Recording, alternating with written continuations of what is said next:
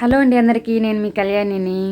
ఈరోజు మా ఇంట్లో టిఫిన్ వచ్చేసి హోటల్లో లాగా ఒక 3 రకాలైతే చేశాను. పూరి, పొంగల్, వడ, చట్నీ ఇవైతే చేశాను. ఇన్ని రకాలు ఎందుకు చేశానంటే ఈరోజు మా ఆయన సైడ్ నుంచి బంధువులు వచ్చారు. వాళ్ళ అబ్బాయిని ఇక్కడ బెంగళూరులోనే కాలేజీలో అయితే చేర్చడానికి వచ్చారు. ఫ్యామిలీతో రాలేదు, అబ్బా కొడుకులు ఇద్దరు వచ్చారు, వెళ్ళిపోయారు కూడాను.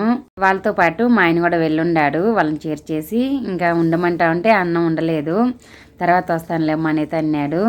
ఇంక వాళ్ళు వెళ్ళిన తర్వాత నేను దీపం పెట్టేసుకొని ఇప్పుడు నేను తింటున్నాను. 2 వడలు, 1 పూరి, అలాగే కొద్దిగా పొంగలి.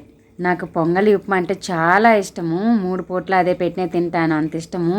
చల్లగా పోయింది అయినా సరే బాగా ఇష్టం, తింటాను చల్లగా పోయినా కూడా.